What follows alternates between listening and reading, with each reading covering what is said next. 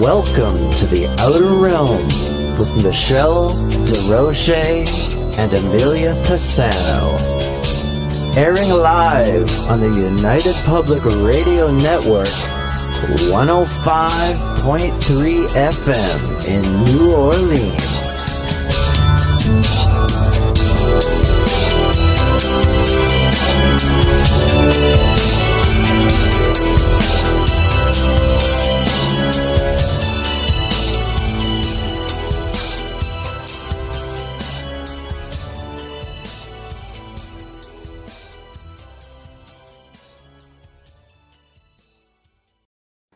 Good evening, everyone. Welcome to the Thursday night segment of The Outer Realm. We are broadcasting live on the United Public Radio Network, UFO Paranormal Radio Network, 105.3 and 107.7 from New Orleans. We are fully sponsored by the amazing people over at Folgers Coffee, who have been on this journey with us for probably we're going on 5 years now. So thank you, Folgers. You're part of our Outer Realm family, and we're so appreciative to have you. Also, big thank you to Justin Snicker, aka Dr. Sick the Sonic Surgeon, for his contribution of his voice and his music for the intro that you just heard. So check him out. He's on all of your favorite streaming platforms. He is a award-winning composer of Halloween horror, sci-fi, and dark wave electronic music, our kind of stuff. Anyway, also big thank you to Steve McGinnis, the artist behind the banners and logos here at the show. Check him out on Facebook and Instagram. Also specializes in the horror genre and does phenomenal commission pieces of any type. So tonight we welcome for the very first time Aage Nost. You've seen him on other shows here on the network. He is the co-host of the broadcast team Alpha Show, and very popular show. And they talk about pretty much a lot of the same stuff that we talk about. So you know you'd love it. Anyway, he's going to be touching on many things this evening. Probably, starting off with some of his experiences as a pilot. We'll try to get his thoughts on Project Bluebeam, and if time allows, he'd like to touch on time travel and time slips, and any way you look at it, man, he's got a lot to talk about, and we're just going to wait for him to come on, and hopefully he will be on camera with us. So Bubbles is back, which is nice. Hello. Hi. It's great to be here. Sorry, I've been out of it. Yeah. Lot on my plate, and I thank you all for your thoughts and prayers. We need them continued because this is going to be a long haul. But anyways, it's good to be back. It's good to see everyone. Happy New Year. I didn't tell you about this, but I thought I'd tell this quick story before Aage comes on. During the holidays, because we haven't had a chance to really talk. We've worked, but we haven't really talked. My niece messages me and says that Salvatore, her youngest one, was seeing my father and having conversations with him. Now, my father passed away in 2020. And all of a sudden, she said, out of nowhere, Alexa played the song when we carried the casket out of the funeral home. Ooh. Salvatore wasn't there for that. And there was music playing as we carried him to the car. And I didn't think anything of it. I'm like, okay, we need to ground, we need to do this, blah, blah, blah. And put, that I'm not blah, blah, blah. I'm not throwing it away. I just don't want to take up too much time with it. Yeah. So anyways, John tells me, Amelia, did you turn the radio on for the dog? I go, no. He goes, did you turn it on with your phone? He's in the kitchen because it's Bluetooth, that radio. It turned on by itself. And the song's playing. This is hours later. Wow. Then I come up into I'm just laughing because I knew he was around because I was talking to him. Then I come into the office and his guitar is in my corner and you just hear a strum. Very loud. I'm only feet from it. And I was just like, hey, Daddy. I know I'm here. I hear you. And it was so precious. And it was like he was letting us know I'm coming around. Yeah. But you've all Salvatore needed him. You miss Salvatore have a hard him. time because Yeah. he was young, so small. He's young, and he was Yeah. so Yeah. little when my dad passed away, Right. and he's having a hard time with it. It's like the first death, right, in his life, Right. and that's significant. You never forget about that, even as you get older. And Right. I just thought, oh, this kid is they're all gifted in that family, those kids. Right. And I'm like, oh my God, this kid's really gifted. We've really got to, round him in, pull him Right. in, rein him in, pull him in and ground this kid because I know. it's just crazy. I'm scared of I just wanted to make sure, as anyone needs to make sure, that it wasn't a mimic. And I could do that for her. Mm-hmm. Just Which was nice. keep that in the back of your mind if you do have. Yes, exactly. The song, Diane, is Dancing in the Sky. We played that when we were moving him. So it's very significant. Right. That my mom, I hope you're dancing in heaven, Right. not dancing in the sky. Right. Very nice. I can't even listen to the song anymore, but I love it. It's a nice, yeah. Nice. Well, he took his last breath to the song when I laid in bed with him when he passed away. And right.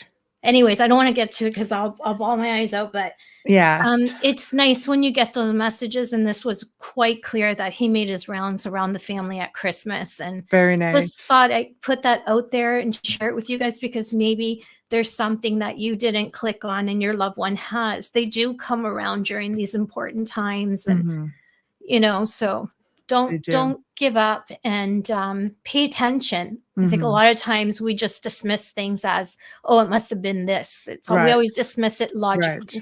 Right. So yeah, I thought I'd just share that. No, that's fantastic. There's a few other things that happens too, but it's a long story. But I just thought I'd share the best parts of it.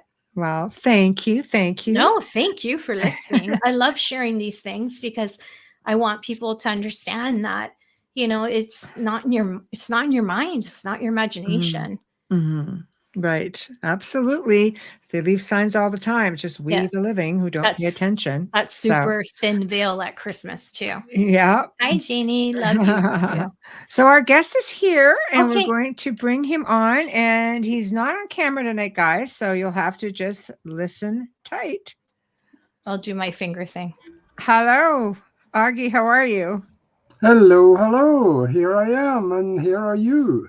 Hi, Aage. How are you? We're doing good. We're doing good. So because you can see us and we can't see you, we'll have some sign language going on. So when you see Amelia's finger come up, that means she's going to talk, and I'll try to remember to do the same thing.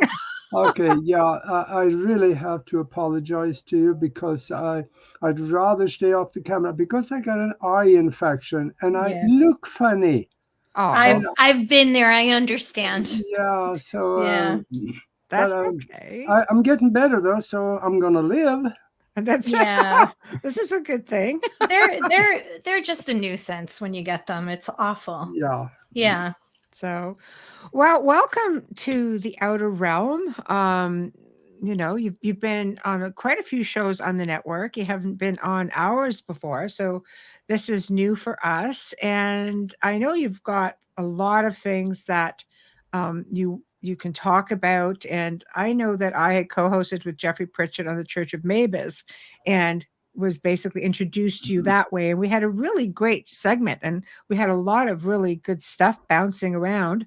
So I know we're going to have a good time tonight. Where would you like to start? I mean, you've got a really great portfolio, and you've had a lot of experiences as a pilot, and the list goes on. So where would you like to start tonight? Oh gosh, I don't know. You guys are the driver. I'll ride back seat with you.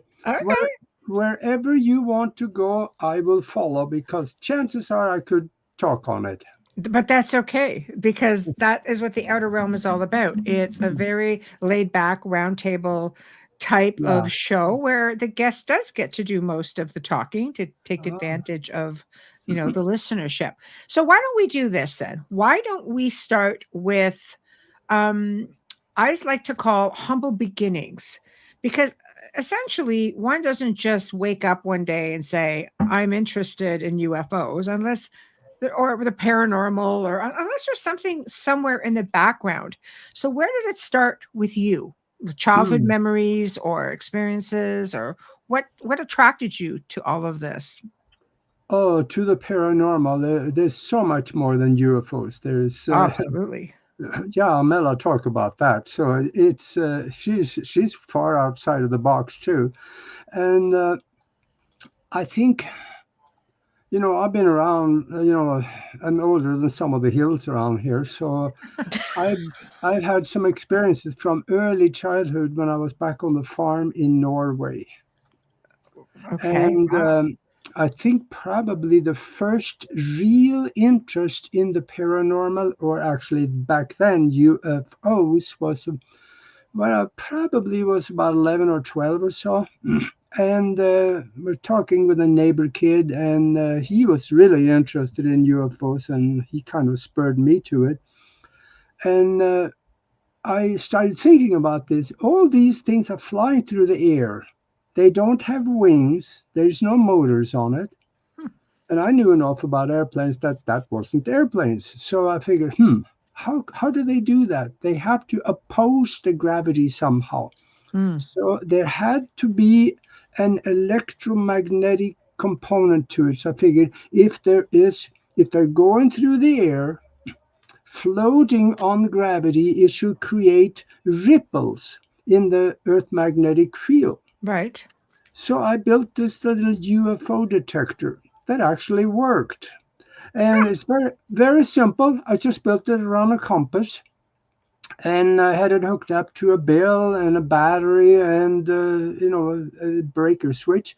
So two wires came down on both sides of the compass needle.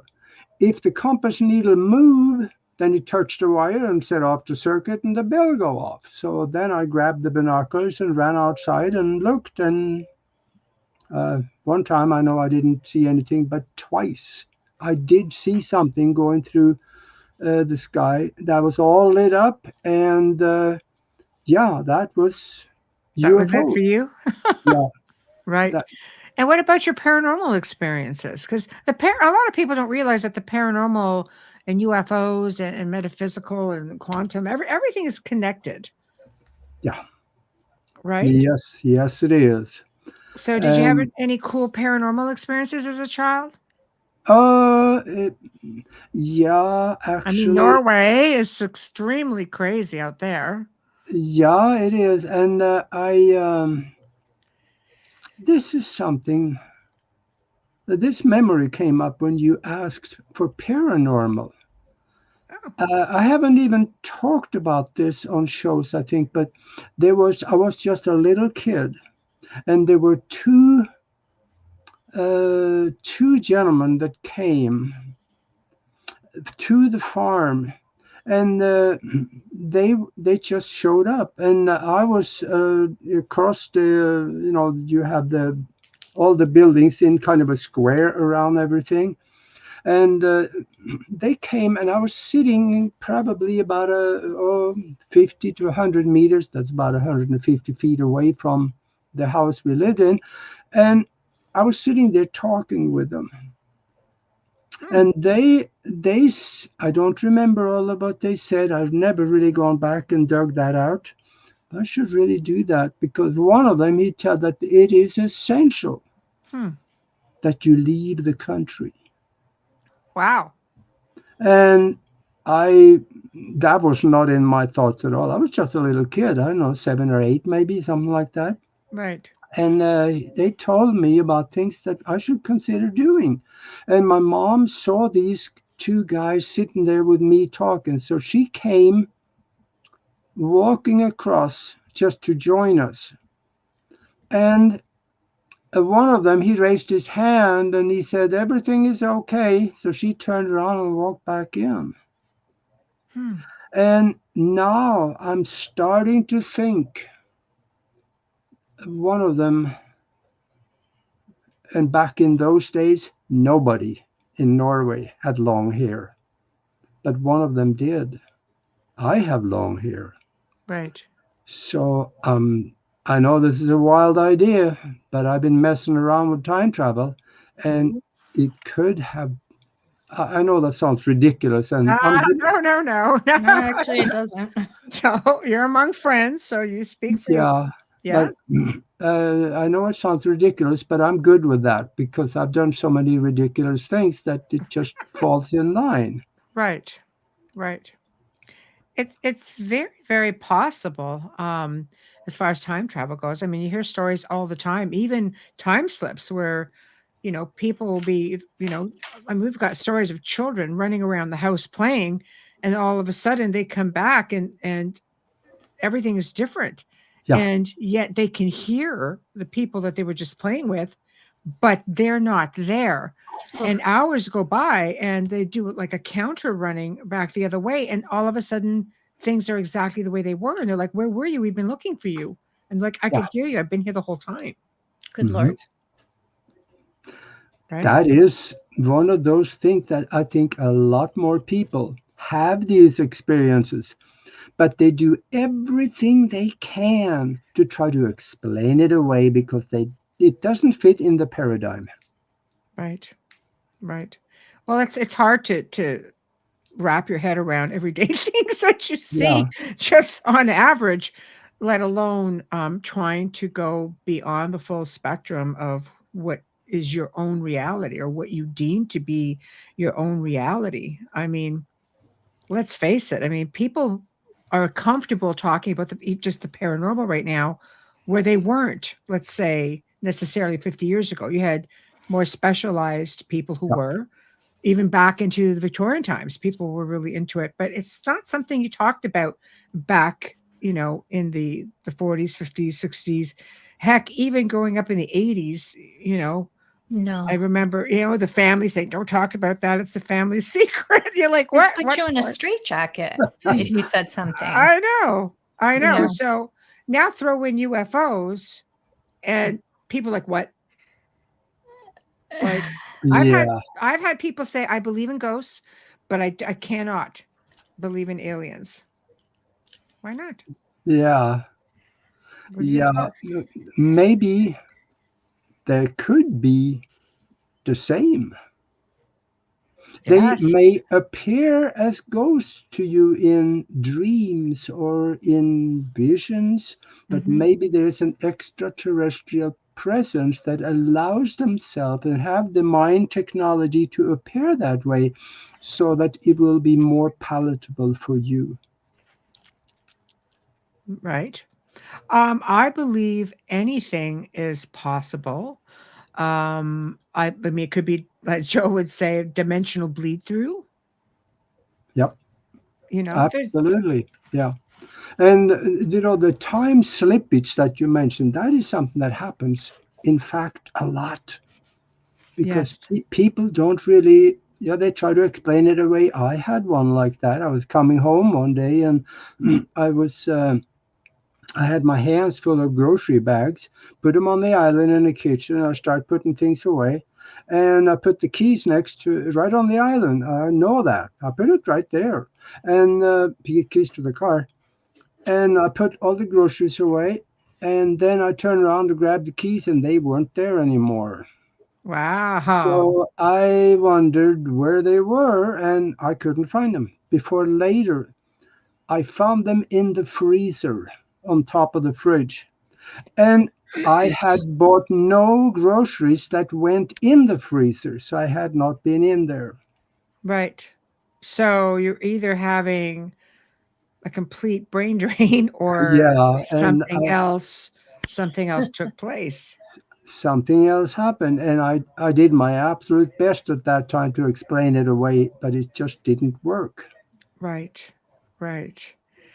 Um, So what are your thoughts on time travel itself? There's a lot of people that believe that we just can't do it. We just don't Oh, have the technology. I mean, but, I believe in sacred places. I believe in power spots and portals and vortices and all that stuff. I mean, that's no brainer right there. But do you think we have the technology to do it, or how are we doing it exactly? well, it's really very simple. All you have to do is to start listening to scientists, and they will tell you that we have the technology to do it. Right. because they are saying now that, in fact, this is for the listeners. For those of you that is sitting on the fence right now, Mm. I'm going to shake the pole and see if I can make you come down from that fence. Because all you have to do to start listening to scientists, Right. just in the major media, even it's coming out. One of them is a high profile internet newspaper. Go and look at the article. It is bbc.com, and go to July 11, 2018. Okay. There's an article about time travel. And Hmm. they say, we know how to build a time travel machine, but we just can't do it yet. Right. Huh. Hmm. And then there are other people that have built these machines, and they are missing today. Mm-hmm. Wonder why. Yeah. Are they missing because they use them? Or are they missing because somebody's stopping them from using them? Well, there is Mm. one incident that I like to tell you about, and that is that Please. I have an electronic device that is hooked up to a very strong electromagnet, and also a time coil that you put around your head. And I've had some very strange experiences with it. And there was one guy that also got a similar device from the same guy that built it for me. And he was going to college, living at home. So he got the machine or the device, and he took it up to his bedroom. And his mom came up later this evening to invite him down for dinner. And she walked into the room, and he was not there. The black box was sitting in the middle of the bed. The time coil was right there, and the magnet was there, but the kid was missing. How old Really? was Okay, she he? said, yeah. So she said, yeah, he just left to be with his friends, and he didn't come home that night. They started to worry, and then she found out that he hadn't been to school either. So now they filed a missing persons report. Police came out, and she told them the story, and I can imagine their eyes rolled back in the head, Right. and they didn't believe her at all. Then they asked her, "What did you do with him? Did you kill him?" Ooh. That And would be the first thing that you would do as a criminal investigator. the first Yeah. thing That would be the first thing coming out of law enforcement. Absolutely. oh yeah, Yeah. absolutely, Absolutely. absolutely. That's what they're trained to do. So, Yeah. Mm. and then they started investigating, and they read the manual that comes with it and found, yeah, okay, so this claims to be a time travel device. And they eventually had to let the case go because the kid was missing. He didn't show up anywhere. And several years later, he had still not shown up anywhere. Hmm. This story I got from Stephen Gibbs that built the machine, and I How totally believe him. how old was he when he went missing? He was he didn't say, but he was going to college. Okay, so he was an adult. Yeah. Okay. Wow. And there are other people also that is missing having used that machine, and I can understand somewhat. Let's say that he put it on, and normally you have to practice a little bit to make this thing work. But if he got it to work right there and then, and he went back to a time before electricity, and also left the machine or the device behind, he wouldn't have a way to get back. He anything could have happened. He might not want to, if he's Yeah, that's actually used this time machine and has time travel. Because I don't know how I feel about that yet. But With because I'm time still travel? learning. Yeah, I'm still learning about it. mhm. I don't know. I have a hard time because one part of my brain says this is logical. You can write this in so many different ways.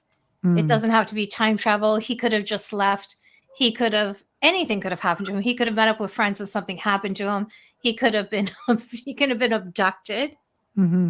Alien wise, it doesn't mean he went through a time travel machine. There's too many ifs. I believe, and I trust in you and your story. I just, as a person hearing it for the first time, have a million questions with this. If this time travel machine, and they have it documented and law enforcement has seen it and people know about it, you would think the government would be all over this, trying to hide it. They were. Yeah. They have been all over Stephen Gibbs for making these devices. And he made the same device that Art Bell had. And also in 2003, BBC Television came over to the United States to do a TV documentary on time travel. They had Michio Kaku on it and Green. These are theoretical physicists. They are specializing in things like time travel. And also they had me on it. And I demonstrated this time travel device on that video that was later shown to about 1 billion people in the English world. And this time travel machine, some of the experiences that I have from that, it resulted in, I don't know how to say this, I think I'm one of the few that actually have picture evidence of time travel. If you go to broadcastteamalpha.com into the picture gallery. Okay, 1 second, because I am there. Picture gallery. Go to the picture gallery, and I think it is on page 15. Oh, because I'm looking at videos. Gallery, got it. Okay. Yeah. Page 15. So I don't know where it can. I'm just scrolling down here. So okay, hold on. I am going to try. It will take me a while to look at it. Just trying to share it up with people. But go ahead. You keep talking, and I'll keep looking. I can try to explain how it happened. You will find 2 pictures on that page, and they are very similar, except for some very major details. But they were taken at the same time. Okay, because I'm here now. So on this page. I think it's 7 down, or I forget where. It's kind of in the middle. They look greenish picture. There's a road in the middle of it. With a road? One of these pictures, the road has been rained on very heavy, because you can see the lights are glistening off the road. And also there is no leaves on the trees. Now the other picture, the road is dry and there's leaves on the trees. But when I took this picture, first of all, I did it in a really strange way that I haven't heard anybody do. I was sitting at the computer and I was watching a video camera in Europe, in my hometown. Right. And I took a screenshot. Here we are. Okay. And later, wow. There you go. That's the one with rain on it. Okay. And this is the one with, hold on, no rain. Hold on. Rain? No rain. Okay. So what was the time difference between you taking both of these photos? I later on, after I took that first screenshot, later on I tried to go back to the same time, but I missed it by 1 minute and 5 seconds. Right. Very good likelihood that the road would not dry up, or in 1 minute and 5 seconds, and the leaves would also not come off the trees in 1 minute and 5 seconds. So you can, if you read the text there, that'll explain a lot more of it. Right. That's a little lengthy, so people have to do. Where you found it was at broadcastteamalpha.com into the picture gallery, and page number 15, you can see it. Yeah, got it right here. And the website is scrolling across the bottom here, so people can go in and there you see. go. No problem. No problem at all. And then I caught some flack because of this, because a lot of people could say, oh yeah, sure, he changed the date on the pictures. Of course he did, because he's a computer expert. Well, there's a problem there. First of all, my computer knowledge ranks right up there with the village idiot. Right. And I have tried to get people to go in and check on the pixels in the picture and find errors in it. And I talked to very credible people, and they say, sure, I can do that. What is the pictures about? As soon as I tell them it is 2 pictures proving time travel, they want nothing to do with it. Well, it's a bit out there. You Yeah. know, I think people are hard pressed to think outside the box. You know, there's pros and cons to everything, and there's truth and half truths, and people are Yep. very leery because we live in an age of media and television, and unfortunately we're led into so many different directions. It's hard to know what is accurate, what isn't, and what is it safe to believe. People don't do the research on an average when they're watching something. You know, I'm a natural researcher. I have to research everything, cross-reference it many times because I want to learn. But there are people out there who just watch something and say, okay, I'll take that, or I won't take that. Yeah, I'm like you. I have to dig deep after it. Mm-hmm. I feel like I'm not giving an honest opinion on something. If I have, like, just an observation isn't enough for me. Just a story isn't enough for me. I need to know more. Because the first thing that comes to me is when you're talking about UFOs and you're talking about military interference and real abduction. I wonder if time travel has the same kind of thing. Is there an interference going on? Yeah. You know, this is how they're not all of their scientists. I mean, don't get me wrong, NASA, but like not all of your scientists get it right. And there's people who are really brilliant people who are working on projects like this, who have true belief and are putting everything into it and seriously studying it at high IQs, putting these things together. And then the government comes in and goes whoop, and takes it. Yeah. So that's what I'm wondering, how this all got out. Now, I'm not saying just about this story. I mean, all the stories that I see. I see the typical, it's really sad because you see a lot of the typical photographs where there's a cell phone in the photo in the 1920s. It's like, that could be doctored. And like Michelle said, I agree with her. The Hollywood itself, it's hard to believe anything when you see what they can do. I mean, you saw on the film The Irishman, they made De Niro and Scorsese, they made them young again in the film, and then back to their present age. You think about it, you look at it and go, holy, you know, how do I know what is real anymore? It puts you in a spin of wondering, what is reality? You go down that rabbit hole. It's like, seriously, like for me anyways. Yeah. Then, Amela, I want to ask you, what is your definition of reality? I don't know, Aage, I'm being honest. I don't know. I don't know. I don't know, because being a medium, I'm in and out of everything. And sometimes I even have to pinch myself.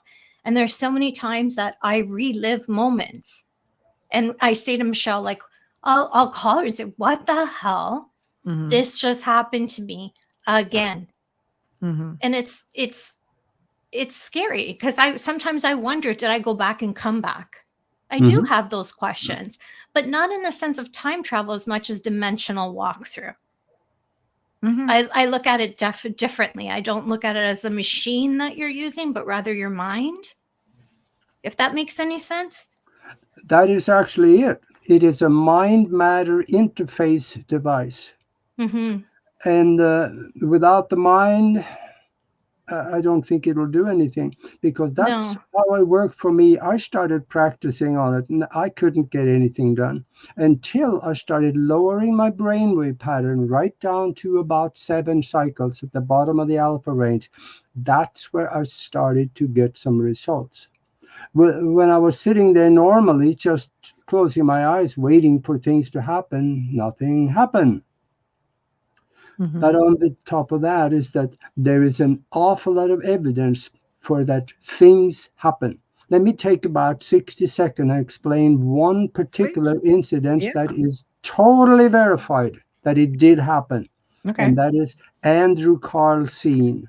Okay. In 2003, he was arrested for insiders trading. He was in New York. He started with $800. And he did 126 high-risk trades. None of them lost a dime of money. And he accumulated from the $800, he got $350 million in about 2 to 3 weeks. Jesus. Yeah. And then the regulators started looking at that and they said, wait a minute, this guy's got That's some manifestation. Yeah. And they came and arrested him for insiders trading, took him in, hauled him into court, and the judge asked him, how'd you do this? And he said, well, he said, it got out of hand. I got caught up in the moment. He said, it got so exciting. And the judge asked him again, how did you do this? And he says, well, I am a time traveler. He came from 2056. And I read the records. It says, I knew which companies was going to have explosive growth. And I went and bought the stocks of them. Right. 126 without losing. That's never, ever happened before for anybody. That we know of. That we know of. Wait a minute. Yeah. He, of course, the judge, he just laughed at him and he said, well, we're going to keep you here until you tell us who you got the information from. So they put him in jail. They put a $1 million bond on him. And then 2 days later, a guy showed up with $1 million worth of cash. Cash. And He's a flight risk. Paid the bond. And from there on, neither one of them have ever showed up. No, of course, that's a big flight risk if you think about it. No pun intended, but absolutely. Now, a lot of people have said that, oh, this was just made up. And you were talking, Michelle, that you had to research the heck out of everything. And I did that on this one. And I found that, oh, yeah, there is a police record of this guy. Wow. I wonder how many of the elites have used it. I think they have their own way of doing it because time travel has been done since 1956. Because how else do you keep that kind of family wealth? I mean, I know one of the families, and I won't say it because I don't want to get anything to happen to us on YouTube and false whatever information, but I read that one of the families puts money back in when they pass away. They don't actually leave anything to the children and it gets divided so that their family always stays on top. I don't have to give the name because anybody who knows the top families knows who it is. Yeah, it's somewhat common to do that because they want to protect their agenda. Absolutely. Yes. Yes. Well, look at the Philadelphia experiment. What are your thoughts on that? I have to watch that. Yeah, it's a good one. I 20 years ago, probably 22 years ago now, I did 9 interviews with Al Bielek in Tucson. And the last interviews, he really got far out there. But it is very obvious that thing did happen. Well, Tesla was a part of that. Yeah. Yeah. Yeah, he backed out though. He didn't want any part of it. But no, exactly. He just gave him their calculations and such, and provided necessary generators, and that was the extent of what he was willing to do, I think. Yeah. But that was pretty wild. There's photos of that. Yeah. And there were people that were on the ship. They were after they shut off the generators that was in the front and the back and the middle, the magnetic generators. They would engulf. Before that, they were engulfed in a green fog and they disappeared. But when they came back, some people were embedded in the steel. That's right. They sunk into the steel like it was. They've got photos of it. It's crazy. Yeah. It's crazy. I'll see if I can find it while you're talking. I have to look at that. Everybody talks about it every time they come on, and I'm like, I really need to watch this. Yeah. Yeah. It's so intriguing.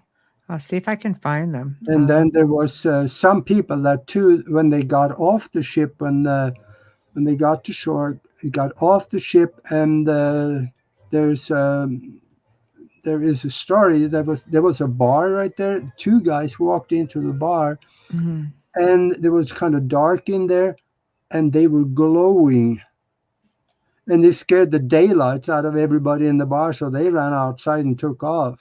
Yeah. Wow, that's crazy. Yeah. Yeah, I'm trying to see if I've got pictures because I do think I might. Mm-hmm.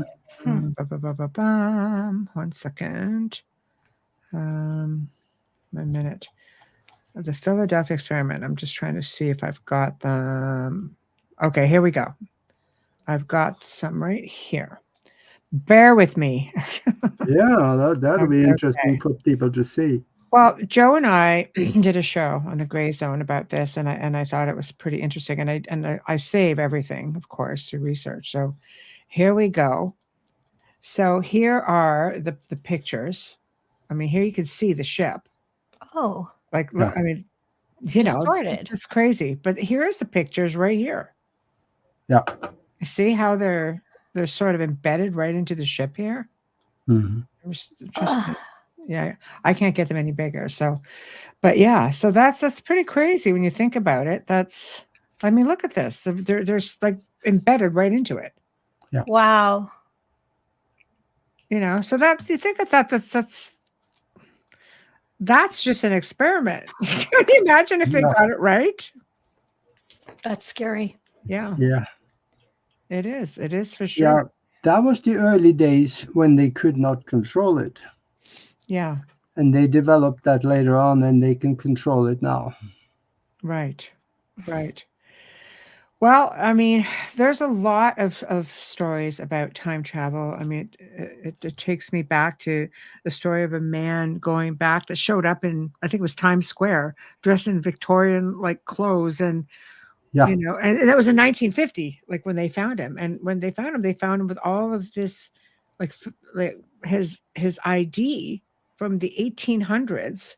Mm-hmm. He lived in Philadelphia, but here he is in 1950 with everything. And when they investigated that, they found that there was a bank account and that the guy had died 5 years prior.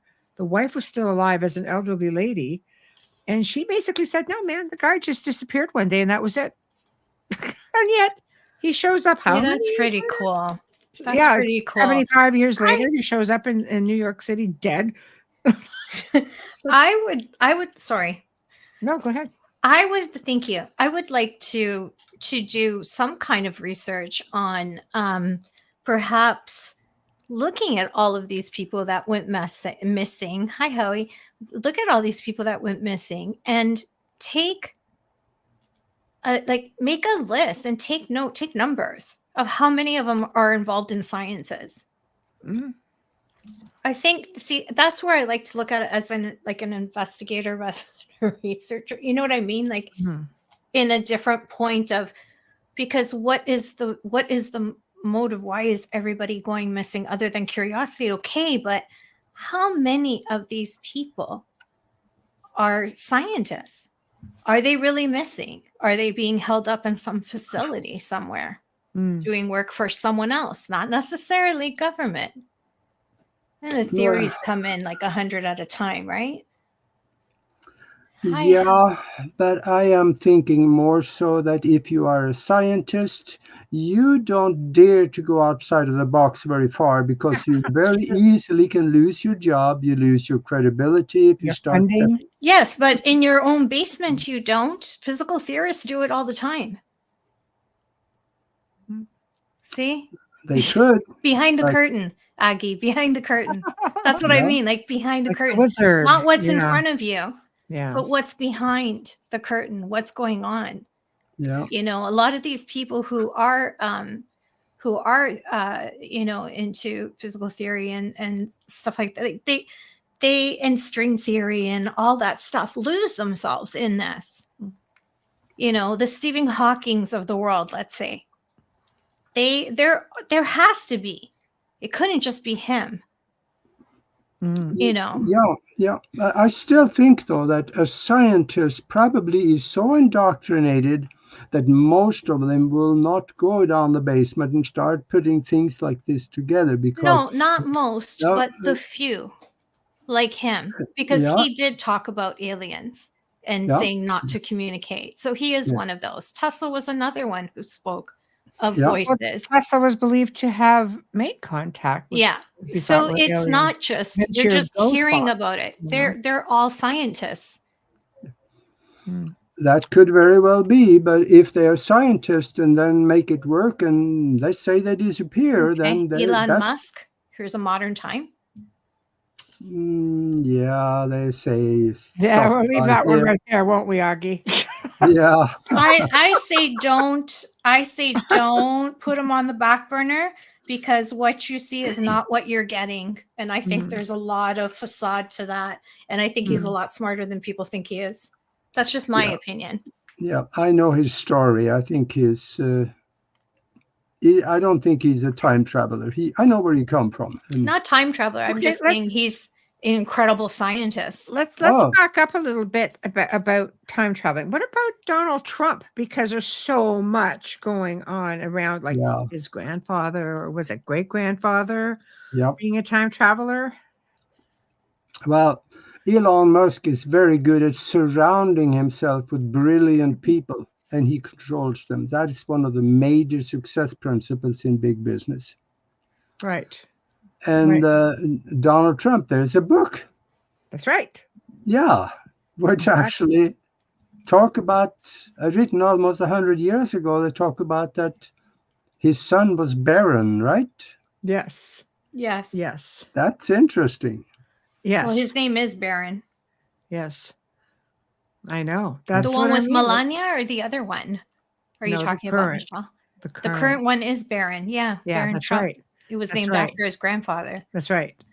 Mm-hmm. Yeah, that's right. But I don't know. So right there, he seems to know a lot of things. You know, John Titor. Am I saying that correctly? I don't know who he is. Yeah. Who's John? When it comes to all these things that is hidden from us, we have to remember what Ben Rich said. You know, the head of the Lockheed Skunks Works. Yes. And I'll quote him on that one. And he said, he said, we know how to take E.T. home, and it will not take a lifetime to do it. We already have the means to travel among the stars, but these technologies are locked up in black projects, and it will take an act of God to ever get them out to benefit humanity. Anything you know and can imagine, we know how to do. I can imagine a lot of things. Yeah. Yes, I agree with you. I'm right there with you. And he didn't say that last week. He said it in 1978. See. So where do you think they are now? Do you think, Aage, that with everything that the powers that be have suppressed from the rest of us, do you think we should be living in more of a Star Wars or Star Trek sort of a life or future? Do you think we would be that far advanced if everything had gone status quo and nothing would be hidden? Well, let me do a comment here first. Of course. And then I'll get to that. Okay. I bet everybody saw the movies about the Matrix, right? Oh, please. There's another show we could do right there. Yeah. Oh, yeah. If you saw the Matrix, we all thought that is wonderful science fiction. And that was not science fiction. That was a documentary. It was. That feels like life when you're in this field. There's a lot of ancient information in there. Yeah. If you pay attention. It's an incredible series. I would, when I said it's a documentary, I don't mean necessarily in every detail. Right. But I think I can prove to you that the world we are living is a mind-created creation. There's nothing real out there, because there is this physicist. His name is James Gates. Right. He has he looks to be in his 60s somewhere, and he has studied the universe all his life. And he says that when we look deep in the equations explaining fundamental particles of the fabric of space, we find computer language. Mm-hmm. And he said, we didn't put it there. It just shows up. It is too organized to be there by accident. It was put there by an intelligence. So if there is a computer language somewhere, it's got to be a computer, right? One would think. Got to have one in order to have computer language. Yes. I can accept that. Not a computer like you're sitting there right now looking at, but it's a different computer.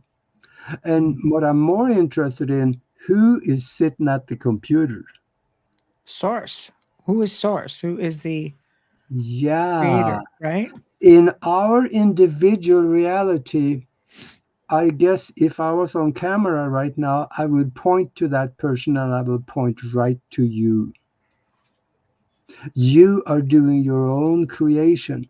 You are using the technology of the universal mind or source, which you are an integral part of. Mm-hmm. And through you, the source is able to give you the intelligence to create everything around you on the basis of neuroscience and quantum mechanics, and also the science that you get from the source as you are part of. Mm-hmm. Do you believe that's, I'll back up a little bit and talk about extraterrestrials for a moment. But you know how people say, because I've said it, because I do get them, downloads. Mm-hmm. Do you think downloads come from other races or, that are out there? Or do you think maybe it lends to your theory of a source, computer, whatever the case may be? I'm going to stay with this because I had one of those when the universe was downloaded to me in concept and detail, and that came from source. Otherwise, they wouldn't be this big. Right. And what I saw in there was a lot of inventions, people, and pretty much everything. And what I was interested in, when I thought about it later, then it popped out. And then when I quit thinking about it, it collapsed itself into that soup again. And whenever I go back now, I can go back, put myself in a state of mind. I can bring some of that back out because it is burned into my memory. I have all of it. Mm-hmm.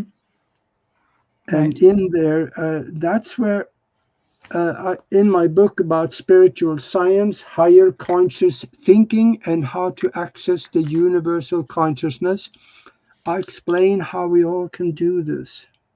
There is a way to get downloads, and it's not that uncommon. You got them, Michelle, and many others. Quite often for a while, actually. Yeah. You know, you had them a lot, and you were losing sleep, waking up tired. I know. Mm-hmm. I know. Yeah. But it's just it's a good trade-off. Like I love waking up. It just knowing things, you know. I would write down whatever I could remember, but sometimes I wouldn't remember. Sometimes I would just start researching or working, and I started like getting pulled in directions, and all of this information would come up, and I'd be just like, well, I didn't see this coming. Yeah. You know, sometimes it's interesting how it all works. Yeah. Sometimes the universe sneaks things in on you. Mm-hmm. But the thing about it is that you always are the one that allows for it to happen. Of course. Mm-hmm. I believe that. Yeah, because we create in our own reality, and some of it we create from the present, and some of it we create because we made the agreement of going through or doing these things before we were even born. Mm-hmm. Right. We come with big backsacks and baggage. Right. So tell me then, while we're talking about everything all knowing, what are your thoughts on I I like to say dimensional, interdimensional beings. I don't really feel that all life that's out there shows up in a craft. I do believe that it is dimensional. I do believe many have been here all along or started here and return here as far as extraterrestrials. What is your experience with that? When it comes to the extraterrestrial presence, the first question that show up, first of all, maybe why, and then is where do they come from? Hmm? I think they come from everywhere and every when. Mm. Every when is a new term that has not been used a lot, but that means that they could come from the past, they Hmm. could come from the future. Hmm. And we have the evidence of this happening because, first of all, the science says that it's possible. Hmm. And we have to quit thinking in old time technology and science. We Right. got to expand our mind into the future. If we can imagine it, it Hmm. can be done. Right. Right. So if you have extraterrestrials coming in ships, physical ships, they are way ahead of us, but they are also lower in technology and consciousness than the ones that don't need the ships.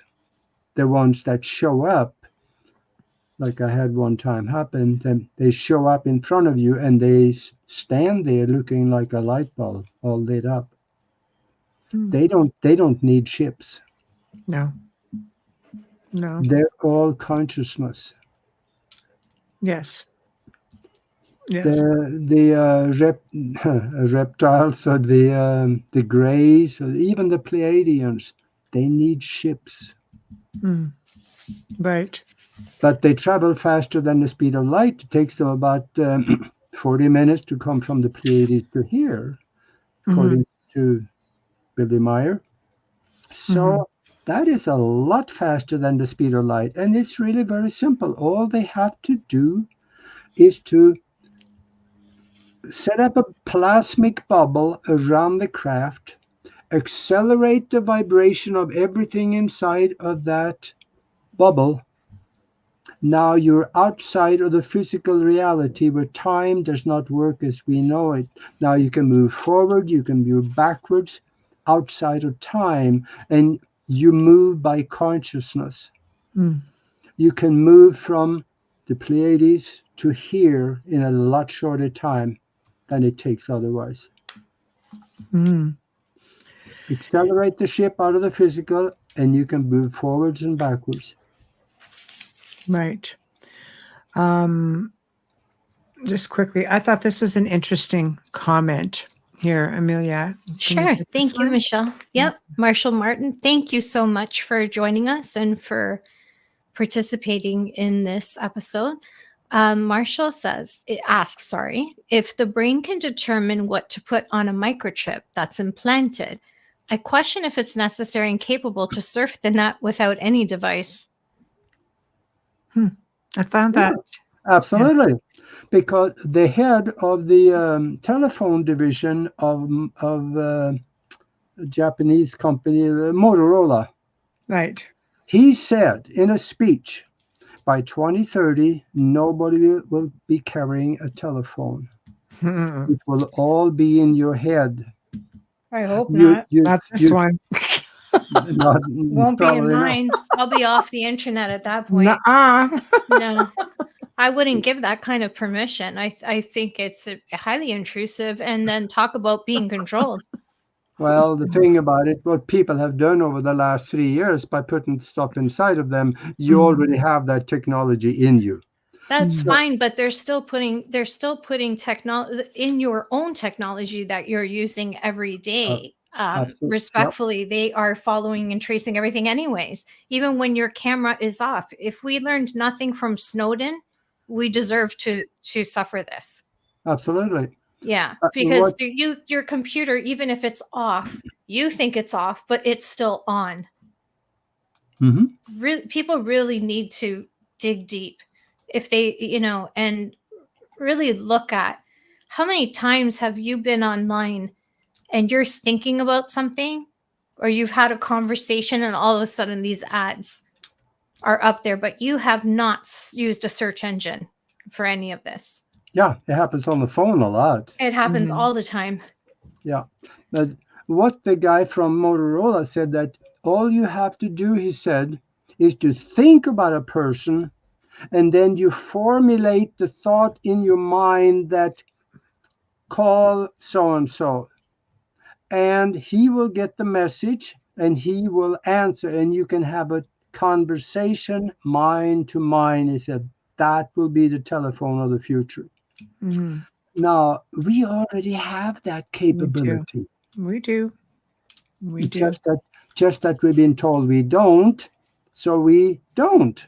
And we have never practiced it, so we don't get good at it. Because we've been conditioned, everything has worked or been programmed against us. Society goes against all that. Otherwise, you'd have all these extremely powerful people. It would be very difficult for the powers that be to keep control over all of these gifts. And I always say it, we're a species of people with amnesia. We forget who we are, where we came from, and what we can do. Yeah. That's a shame. Absolutely. But it's never too late. I think it's definitely a message that a lot of different beings from different parts of the universe or universes or dimensions, it's a primary message. Do you think, they're just trying to kick us into gear and say, remember what you can do, remember who you are? Or do you think you have these races that are just trying to suppress us even further? I think we are being suppressed from everywhere. There are extraterrestrial entities that want to control the narrative of Earth, and their government, their religion. There are all kinds of different factions of different things that have their agenda that want to control their people with. So we don't, this is a hard road to hoe, because we need to stay ahead of these things. But once we know it is happening, it doesn't have the same effect on us.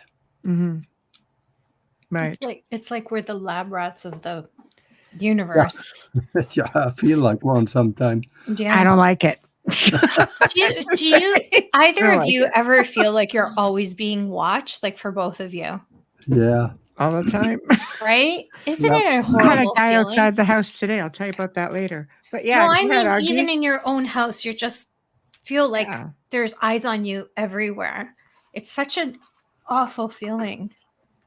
Well, here's something for you. Think about this. Maybe you are being watched. Have you seen shadow people in the house? Well, I see shadow people. I'm a medium. I see everything. Yeah. Then you know you're being watched, because that way, yes. I see them around the house here. We got other people living here in this house that normally people cannot see. Yeah. But they live here too. So do you think they're paranormal, or do you think they're an extraterrestrial race? No, or time travelers? Some people believe shadow people are are a different dimension. I don't think they're extraterrestrials. They kind of look like you and me. Right. Joe's favorite word, dimensional bleed through. Yeah, but I see them out of the corner of the eye, about 90 degrees to the side. And then I look over there and they're gone. Because the periphery of the retina in the back of the eye are able to pick up higher vibratory light than the center is. So that in the periphery, you're able to see those things out there. But when you turn your head, now you're looking at them from the center of the retina, and they're gone. Well, I know when I researched shadow people, probably about 3 or 4 years ago, there was a really big hypothesis where they really believed that they were potentially time travelers. That could be true. There could be many different sources for it. Mm, By the definitely way, different. did you know that in Chinese law, time travel is made illegal? Now, why Why would would, they have to do that if we didn't have the yeah, capability? I wonder. why would they do that if they knew it wouldn't work? Yes. Yes. Well, I think there's a lot of things that will start to surface Hmm. when you have, when you have the amount of suppression that we have had, especially since the Roswell days. I think it got a lot worse. I mean, we didn't start out this way. Ancient cultures were all very open. We had a guest on the show last night talking about, you know, Atlantis going back like way, way, way, like couple 100,000 years, and we really got into the meat and potatoes of things. And I thought to myself, my gosh, technology has always been here, capabilities has always been here. And somewhere along the line, everything that was accepted back then, even dealing with different extraterrestrial or interdimensional beings, everything came to a stop. Even Da Vinci, who disappeared for 2 weeks, came back more brilliant than normal. you know, Mhm. but all of a sudden, fast forward into modern times, and everything became an issue after Roswell, and all of a sudden, we are suppressed hardcore. Yep. Yeah, that's a great point. But Mhm. on one note, Da Vinci and Michelangelo were known to use mushrooms. I'm just saying. Yes, but when you use mushrooms, it's like that DMT thing. You see all kinds of amazing yes, things, yes, right? and it was Saying, present in his work after that as well. yes, You could see it in his work. right. It's Yeah, like it changed. Yeah. Oh, absolutely. There was angles. There ayahuasca, was theories in there. DMT.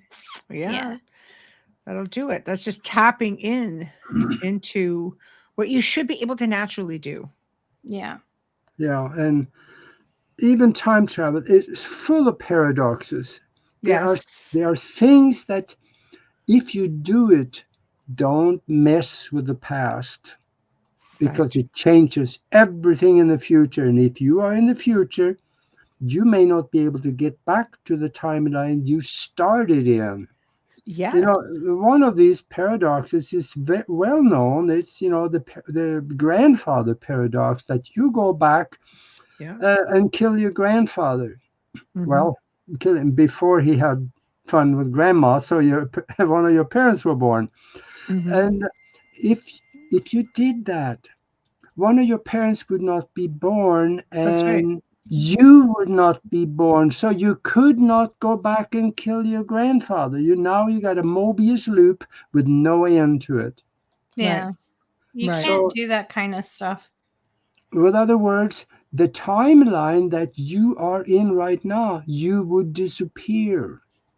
Now, the question is, would the timeline continue? Would you outside of it? Then everything around you has to change. So there is an awful lot of change if you mess with the past. Hmm. Hmm.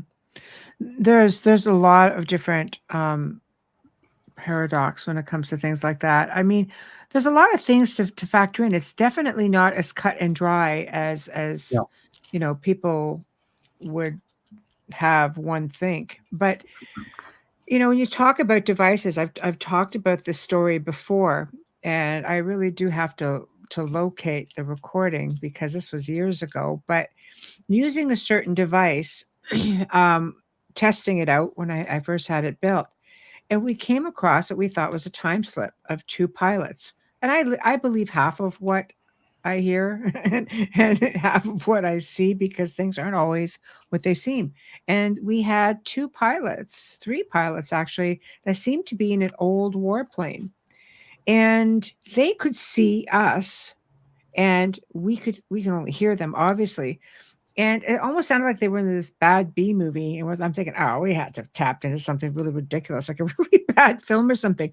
But it turned out where they were communicating with one another, describing us sitting at the table. They were intrigued with the fact that we had electricity. And I asked them, and I said, "What do you see?" And they said, nothing, ma'am. It's all black. We're lost. And I went, who am I speaking to? What's your rank and position? And it went major, and I don't remember what he had said, and it kind of blurped out. It gave us a coordinate, but it gave us like 2 out of 3, if that makes sense, because they gave 2 coordinates and then blipped something out. And it basically, when we looked it up, we put them over the Pacific. And then it got really heartbreaking because they said, look, there's a door, it's open. And I just had visions of like a B-52 or something coming, tearing through, taking the tower off the house or something. And I'm like, do not go through the door. And then they started pleading. They're like, please, please, we're lost. Help us, please. And then transmission cut.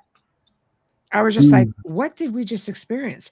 So a year later, exactly the same time, the same date, we tried again and could never get it back. Tried for a couple of years, could never get it back. It's like the planets were lined up a certain way or something. That's a good point. Yeah, it's just just energy, frequency. Yeah, has to be identical. I think so. Yeah, wasn't for a lack of trying. Makes sense. So we picked up on something out there, and I wouldn't have thought much about it except for the fact that there was an interaction and they were describing what they were seeing. Mm-hmm. Wow. You're very lucky to have experienced that. That's pretty cool. But you know what?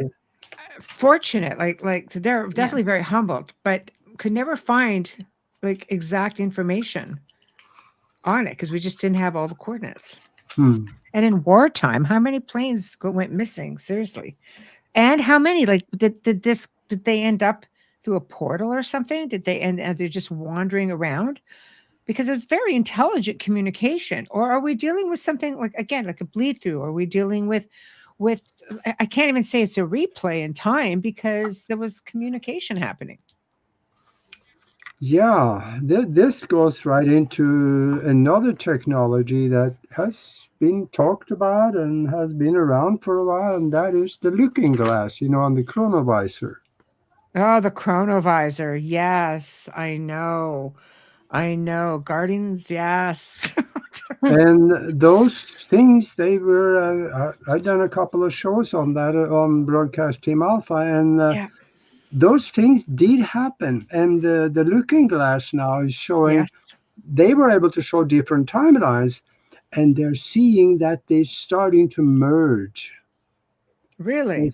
The timelines are starting to merge together as they go into the future, and they're going to end up in one timeline, looks like, in the future. Well, a lot of people believe, actually, Mike says it right here. Oh, the timeline has changed. Yeah. Well, we can't see the word, but we know why the timeline has changed. So the chronovisor is, I mean, if you think about it in the grand scheme of things, it's not really very old, is it? 80s? I think when they first came up. They started working on it in the 1950s. Okay. Because the chronovisor was done by the Catholic Church. Or should I say, financed by them. Yeah. And then they reached out to scientists, and they found, quite a few of them, high-ranking scientists that put their heads together, and they put the schematics together first, and they found that this could really work, and they hooked it up to a TV screen.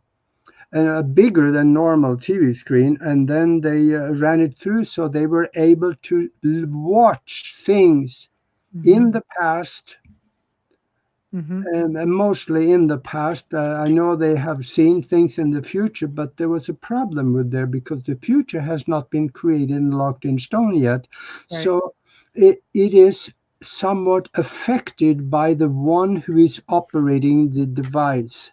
If you are thinking about something in the future that you like to see, that could very well show up on the screen. That's interesting that it could be manipulated that easily. Yeah, the one that run the machine will have an influence on the future because the future is sitting there. If you thought of it, it's in the quantum arena waiting for you to pull it back into the physical. So that makes sense. Makes perfect sense.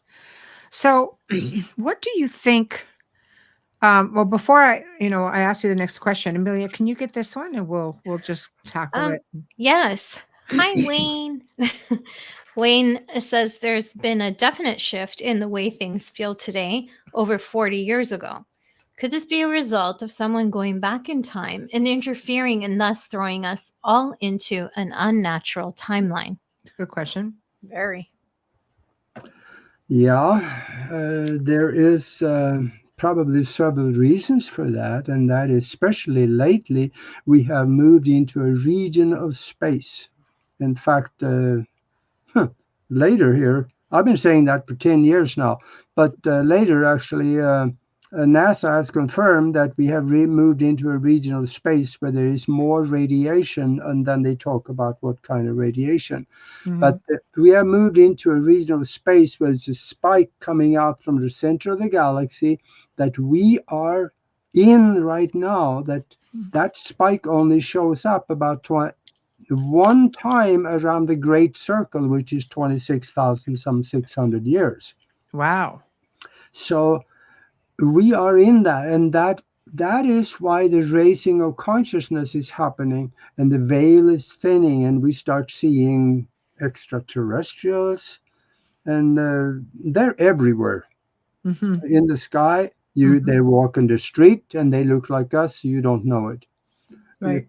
If you had aura goggles, you would see them, because some of their auras are different colors, like oh, they're coming, Aage. They're coming. Where can I get a set of those? Don't think I'm not on top of this technology. Oh my. So, yes, that's a whole other show in itself. So the question I was going to ask you about timelines is, do you think that, we have this cauldron and we've got CERN and things like that. Do you think when they crank that on that it shifted us at all? Because man has a way of just screwing things up, Oh, we're good at that. We are. We're really good at that. Now you may remember this, and it was about, I think, 3 or 4 years ago. I think it was one of the head scientist at CERN. He was speaking on the floor of the European Union at the House, and he said, he started his speech when he was talking to all the senators. He said, I have to apologize for you. He said, we destroyed our world, so we are in different timelines now. And then he went on with his speech, and people in the audience, they kind of laughed it off, and that was a good joke. It was a joke? Wow. But nobody caught it. I am not so totally sure that he was not telling the truth. Yes. He could have, because we are living here, or at least we think we do, but it is all energy, right? Yes. Energy does not go away. It is only transformed into something different. So if they destroyed that world, we could very well slip right into a parallel timeline where they didn't do it. You're not wrong on that at all. I think that we end up creating things that we have no control over. And I think that's part of what's happening with AI. We've been warned about this for a long time, and it's happening. And no matter what, I mean, what are we going to, we're going full circle to Matrix again, like, then what? Then what? We don't listen. History repeats itself. Yeah, and this looking glass it's been around a long time. They started back in the 1940s in the theory part of it. It took 10 years before they were able to actually start putting it together. And Nikola Tesla, he on his last, I think he died in 1943, but he was in the very beginning. He gave them some equations that they were going to work with. And then he backed out because he found out what they were going to use it for. And but then again, Einstein, he went on working with it because I guess he was lesser principled, probably. Werner von Braun was involved with it, and Andretti Fermi was another scientist that worked on it, and created this time distortion device that actually worked for them. And they were able to see things in the past. In fact, they even claimed that was on the chronovisor that they claimed they were able to see the crucifixion of Yahushua bet Halachme. Yes. I'm going to just halt 1 moment. We have to do a sponsor and station ID, please, Amelia. Yes. Take it away. And right before I take that, I just want to put out there, I highly doubt Tesla would be impressed having his name on these electric cars, to be honest with you, now, with the way they're not starting in these cold places. So I don't know about all these other things coming to reality about flying cars when we can't even plug one in yet. So just putting it out there for a little giggle, because sometimes things get too heavy. Right, guys? Like nightmares, me.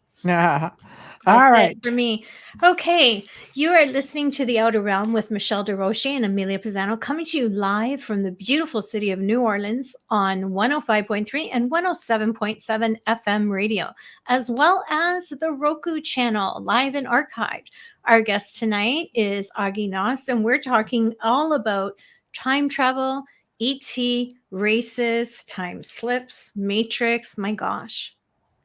What a night. It's been really, really, really fun. I'm really enjoying this. If you're just tuning in, no worries. You can stream our archives on the platform that you normally use. Just remember to click like and subscribe when you get there. First, search United Public Radio, then The Outer Realm. And don't forget to share us with your friends and family. To the wonderful folks at Folgers Coffee, thank you so much for your continued support. You've been sponsoring our show since day one, and we deeply, deeply appreciate you. We love you so much. Thank you for letting us be here. And thank you for joining us. Joe tells us that you tune in, so a big hello to you as well. For our fabulous banner and promo media, a big thank you to Steve McGinnis, who is a horror illustrator. He also does different commission pieces. If you're interested, he can be found on social media and Facebook, which is social media, Amelia. Yep, I know, I'm back. Loving our intro, and sometimes we get that outro in if we don't go too long. That's a big thank you to Dr. Snick, the sonic surgeon, Justin Snicker, award-winning composer, vocalist, and musician. You can find his music on Amazon and Bandcamp, stream him on any platform that you normally use, and you can also check him out on Facebook and Instagram, where he's dropping clips. And don't forget, you can also search his music when you're creating those amazing stories. Now, if you're watching us right now on Facebook Live or on YouTube, make sure to give us a like, subscribe, and hit that little bell. Don't forget to share us with your friends and families. Thank you. And we are back. Wow. So, yeah, very interesting conversation. What are your thoughts, Aage? Nikola Tesla, of course, had developed, what the communication device. A lot of people don't realize, but if you go into the FBI website and go into the vaults, you will find an article there that clearly states that Nikola Tesla was brought to the Tesla family as a child, as a baby, from two Venusians, from Venus. And Venus was known at one time to be like a technology civilization. So this is in the FBI vaults. If you can go check it out. Because, come on, the technology that this guy had was unbelievable. And apparently there would be people, these dimensional people that would come in and stop in and check up on him once in a while. So I don't know, truth or not, it's an interesting thing to find in the FBI vault files, but he did go on to invent this device, which was sort of like a telephone to communicate with dimensional or other dimensional beings. And it was improved upon by Thomas Edison, of course, and went on to be, went to the wayside for a lot of years. But when Tesla used them, he did hear voices that came from somewhere, intelligent voices of sorts. And of course, when it got reinvented, and this time by Frank Sumption, AKA renamed Telephone to the Dead, Ghost Box, that sort of thing. What are your thoughts on that? Oh, I'm glad you brought that up. Me too. Let's go. Let's run with it, Augie. I'm thinking we've all used it. Yeah. Oh, what I'm going to say next is going to be right up your alley, Amelia. Mhm. Everybody out there listening, go to YouTube and put in the search bar the Tesla Spirit Radio. Yes. When you do, you're going to find a whole bunch of people that has built that radio. Yep. And it works about every time. Yeah. You can talk and you can ask questions and answers come back. Mm-hmm. Because Nikola Tesla, I think it was 1901, he patented this radio. I think it was about 14 different parts on it. And it's very simple to make, except for me. I don't know anything about electronics. So he had these 14 different parts, 2 antennas on it, and it had no electricity going into it. So it was self-serving. Right. And what he did, he had this sitting on his desk, and one statement he made in an interview about this device was that, I think I can almost quote it, and he said, "I was alone in my laboratory at night, and from this device I could hear 2 voices talking back and forth in a language I did not understand. And it terrified me." Now, we got to remember, Nikola Tesla was fluent in 7 languages. Right. But these was languages he did not understand. Right. Mm-hmm. And also, it terrified him. A scientist like that, he put together, he thought at first it was from another planet, and then he realized that probably wasn't. It was something around him. And that was in 1901. The first radio station in the United States was KEKA. That was a Pittsburgh station, I think. That was put up in 1920. Wow. So he heard this 20 years before the first radio station was operational. Right. But Right. there were a few radios, but from what I found is that there was less than 20 in the country at the time in 1901, and they were at universities where they were just doing experiments. Right. Now, that blows me away because he had that 122 years ago. I know. It's impressive, isn't it? That is one way where you can speak with dead folks or interdimensional folks anytime, and it works just about every time. I've had some interesting experiences with them. I've had 2 very amazing pieces built. And I've used small ones that have been built and converted. I like to test out different things. And one of the pieces that I'm actually in possession of was one of Frank Sumption's original ghost boxes, Telephone to the Dead. Very, very primitive life. And before Frank died, we were having text conversation, and he goes, he sent me a bunch of his recordings to listen to, and he said, everybody thought I built this to talk to ghosts. He goes, I built it to talk to aliens. And I was like, really? I was like, wow. Well done. I know. I was just getting to know him because he was the best friend of a friend of mine. I was just getting to know him. His recordings were amazing. And he passed away. And I thought, oh, wow. Like had he kept going, I imagine he would have just evolved on these devices so much, But he had basically said that he was told to build it Hmm. from someone somewhere, and he That's built it.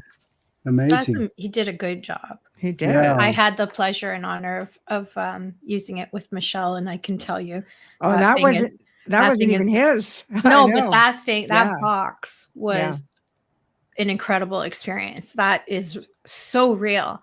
And when you're asking questions of a personal nature and the answers come back, In the voice of, which is very yeah, it's interesting. really it's really hard to dispute that. Like, I challenge anyone to try, because Mm. I was just super impressed by it, and I could see how people can lose themselves in it.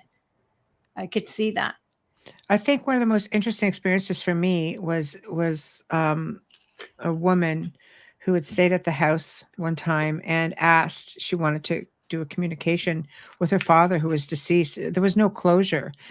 And she goes, "Are you there with," she named a name, which was the dog, basically. And he goes, "Yes." And she goes, "Can you give him a big kiss for me?" And all he said was, "And why would I want to do that?" Kiss the dog. It's like, wow. But it just sort of shows you that there's Because he's still, her baby. yeah, but it's still, the personality, which just was, I never really liked the dog. I was like, oh, well, that it made sense. It just added a bit of credence to the fact that maybe we were still dealing with the same type of personality. But Yeah. but I guess the point I'm trying to make is that technology has a way of resurfacing. And as it resurfaces, of course, whose hands does it fall into? So when you talk about getting back to the chronovisor, there are people trying to recreate this thing right now. I could imagine. Yeah. There's a know. lot of credibility with, especially with talking to disembodied ones too. They're doing something here in Arizona at the University of Arizona. Gary Schwartz there, he's doing a project. It's taken him quite a few years to develop this, but he is also talking to the other side, and he has patented. And Wow. this it's called the Soul Phone, SOUL phone. If you go to you can Google Soul Phone, or you go to the I think it is the Soul Phone Foundation.org. I seem to remember. And the phenomenal people on the advisory council, very credible people that is working with this. He have a computer that he hooked up to an antenna behind it. And they can add the typing questions in, and they get answers. Excuse me. Certainly. And the answers, now the questions go out, and the answers come back as yes or no. The yes one's a green light, the no is a red light.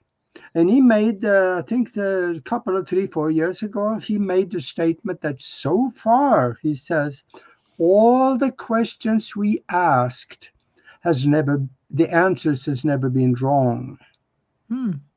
Really? So I am wondering who he's talking to. Is it the quantum existence, universal consciousness, or is it some really smart guy on the other side? See, I would have to wonder the same thing, because, there's a lot of controversy with these devices. They just tell you there's just no way. There's no way Yeah. that you're actually getting intelligent things, especially when it comes to apps. But I find that apps, unfortunately, your telephone now, your cell phone is a mini computer. My Yeah. cell phone has more like it's got a terabyte. It's got more than my computer, Yeah. and I think there's just a lot of different things that you can do. One of my devices can use police scanners. It can connect to anything, just to grab like frequencies, something to work with. So I think there's a lot more to it than that, and I just think we do have to be careful, however, because like I said, not everything is what it seems. There's a lot of gimmicks out there, and there's a lot of things. I think a lot of it depends on the people using them. I can tell you, I've communicated with extraterrestrials that they've just been very emotional. It's just such an enlightening communication. You just feel the intense positive energy that comes from it. And it was a very emotional experience. For those of us who participated in that, it was just really wild. But some of them aren't so great. There are, I think, disembodied beings out there that are pretty harsh. So I guess you have to ask yourself from a logical standpoint, are we dealing with ET? Are we dealing with, evil spirits? Are we dealing with those that would be deemed to be demonic entities? I imagine anything can come through, and a lot of people are falling into some bad situations. Yeah, and I have a saying, and that is that just because you're dead, it doesn't make you smart. Whatever consciousness you had, your personality and your character you had here, that goes with you. Right. I agree. I agree with you. You why, are in death what you were in life, right? Yeah. And then in the I'm gonna lower, be brilliant. Sorry? yeah, some of them are jerks too. I said I'm going to be brilliant. On the other side. Okay. I'm being facetious. Yeah. Yeah. So go ahead, Aage. But in the lower astral worlds, it's not where we want to be.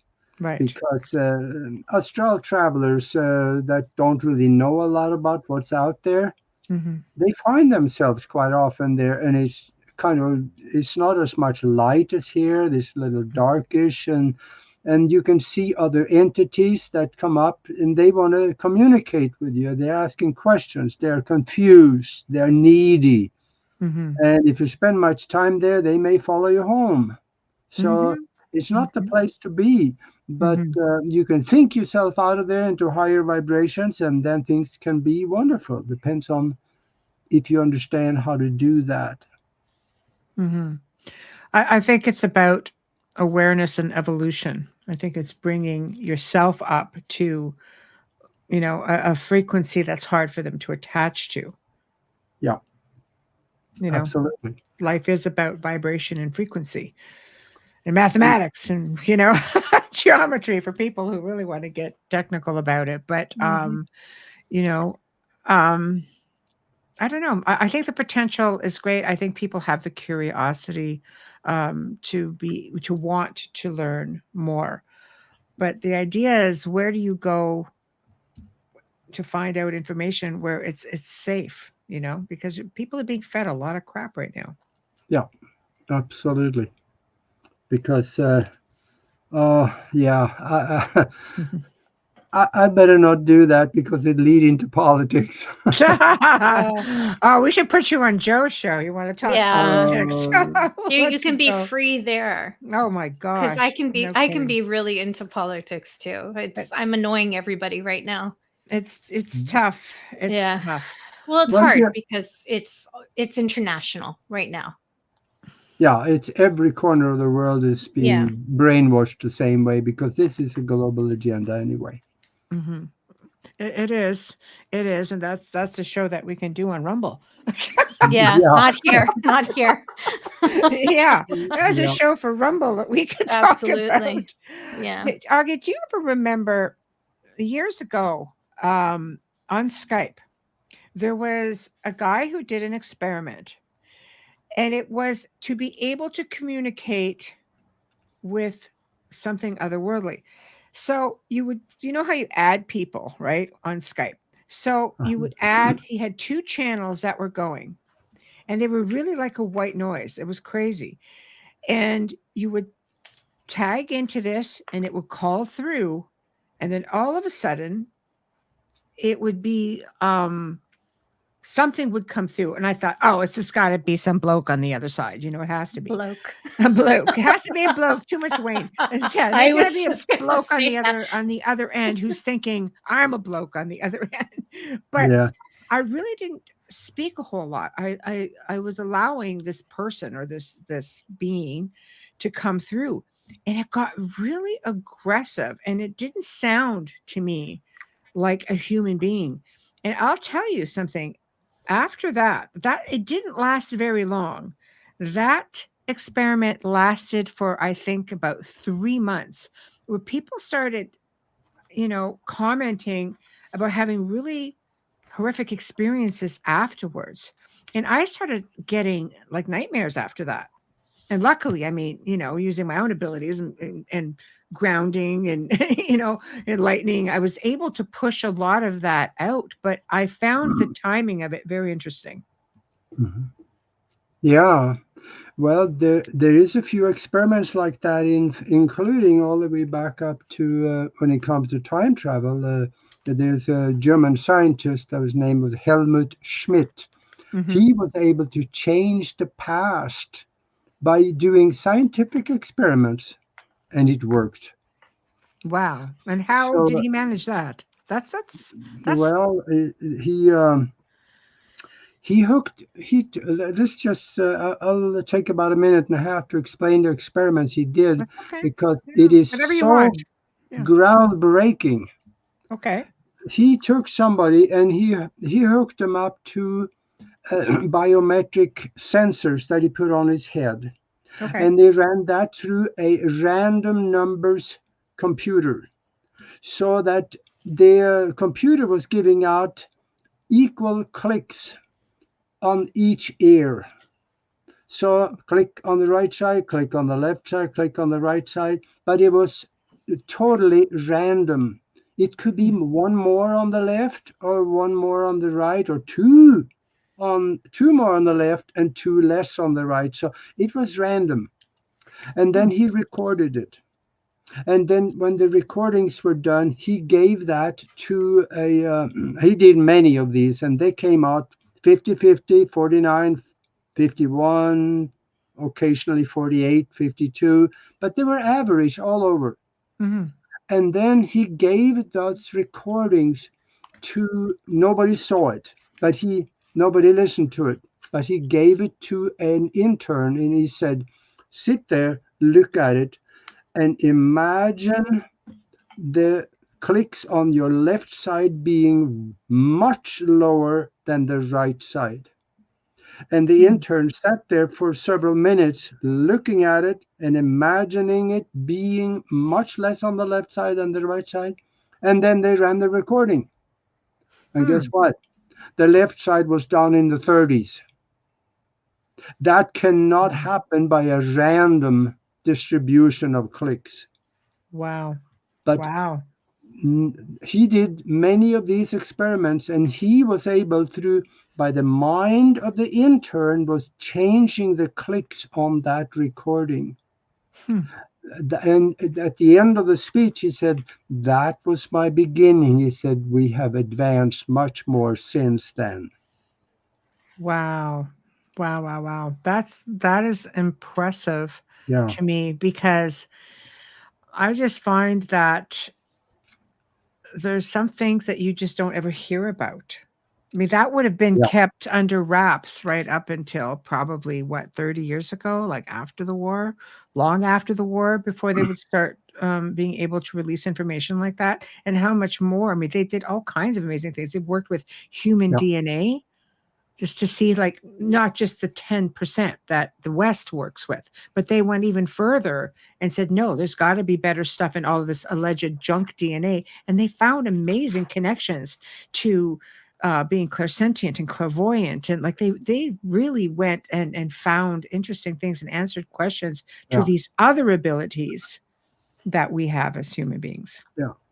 Now, what he did actually can be explained through quantum mechanics, because we have to remember what kind of universe and world we live in. It is all a mind-created universe, and the double slit experiments prove that. Several other experiments prove that. So we know that. And if it's mind-created, that intern was sitting there looking at it, imagining it being as he thought, and he altered the recordings because he was concentrating uninterruptedly on it. So that's why in my book about spiritual science, higher conscious thinking, and how to access the universal consciousness, I teach people how to work the mind like that, how to use the mind in ways that you normally would think would be impossible. Right. In fact, reverse the aging process, and I'm doing that. It seems to work for me. And and other things, how to travel outside of the body, take your consciousness out of the body and go places, see things and do things. Go to the moon if you like and have a look at that pyramid that's sitting about a couple of 100 miles from the North Pole. Just go look at that. Right. There is now, you don't build pyramids in spacesuits, so there's got to be air on the moon too, right? Right. Right. So we've been lied about everything, but these are some of the things that you will learn by reading that book about spiritual science. And I have no shame. I gotta say it. You can find it on Amazon. Just put my name in there, and you will find everything that I do there. Okay, perfect. Well, I've taken any of the links that you've sent me, and they are in the show description, and including the website. And of course, the website has been scrolling across the bottom throughout the entire show as well. So, why don't you fire off the website again for all of our audio listeners? Because we have primarily a much, much larger audio listenership, considering we're FM, than we do video. So, Yeah, that'd be good. Yeah, you can go to Amazon.com and put my name in the search bar, okay. and I have two. I have one book out there, and there's also a video documentary that I Okay. explain what's going on today. It's called Aliens and Agenda 21. Ooh. That gets deep. It explains the technology they're using and everything else that they're doing to the world right now. Well, I see But, another show coming then, Augie. Me yeah, too, and I look forward to it. I had so much fun tonight, Augie. Thank Right. you so much. Yeah. Okay. So you get off yeah, and get off the also, link and get off your website, and yeah. yeah, go to Broadcast Team Alpha on YouTube and Okay. scroll down into there, and you'll find a lot of stuff that you just probably would like to see. And Okay. also on broadcastteamalpha.com, our website, Nori Love and I, we have that website where we got all kinds of goofy stuff on there. In fact, go into the picture gallery. There's Right. 5,000 unbelievable pictures that should not exist, but they do in there. Right. I love it. I love it. Well, I mean, we had a really good time with you, and thank you so much for hanging out. I hope you start to feel a little bit better, and the next time you come on, you'll be on camera with us. Yeah, That would be nice. So, yeah, I will. I have to apologize again because oh, I that's got this. okay. I was Yeah. outside of breaking branches and something Mhm. flew into my eye and I Yeah. got an infection from it. So now I look funny. I got a red eye. So I didn't want to No, of disturb course not. I've people. been there several times. That's Michelle. Don't worry about it. Yes, Yeah. no worries. No worries. Well, thank you for, coming on anyway and sharing all of this information with us. And I will be in touch because we would love to have you come back on and talk a little bit more if you'd like to do that. I can get some dates thrown at you and you can let me know. Oh, absolutely. I'd love to. As the saying Yay. goes, I've never met a microphone I didn't like. So I'll be back. I like that one. I'm stealing it. There we go. I am stealing that, sir. Well, we are at the top of the hour, and this is where we part ways. And thank you again, Aage Nost. It was really awesome, and I will be in touch with you. Please do. I'll be back whenever you call. Okay. Look forward to it. Thank you. That sounds good. Thank you, and have a great weekend. Feel better. Okay. And you too. All right, thank you. Good night. Okay, good night. Well, that was a really interesting segment. Really, really had a great time. What a delightful human, as I like to say. So, thank you to Aage Nost for tuning in with us tonight. Big thank you to Folgers Coffee for sponsoring tonight's show, every night's show, actually. Big thank you to Justin Snicker and to Steve McGinnis for their participation in making our show exactly what it is. Big thank you there. So, guys, if you need to get a hold of us, the outer realm contact at gmail.com, the outer realm contact at gmail.com. Wednesday night next week, we have the return of Mark Dawidziak. And last time he was on, he talked about Edgar Allan Poe. Phenomenal segment. It really was. This time he comes back and he's going to be discussing Dracula and vampires. And it will include, of course, his book, The Bedside Bathtub and Armchair Companion to Dracula. I don't know why, but I really love that title. It's awesome. Oh my God, it fits right in. I love it. Thursday night, we welcome back our dear friend, Mark Ollie, all the way from the UK. Gosh, I just love listening to that man. Anyway, he is an archaeologist and an author. He is versed in many things, and his shows are always interesting. The topic of discussion will be something very near and dear to us, and that is the Knights Templar. Full on. He's touched on this before. He's made a whole lot of connections to the things that he was talking about, but this is going to be, full on Knights Templar. So we cannot wait. So everybody have a fantastic weekend, please. And if you're being snowed in places or bad weather, please be careful out there. We want to see you all here next week. Okay? Thank you. We love you. Mwah. Thank you for participating in the chat room. You guys make it so much more fun. So everyone, good night.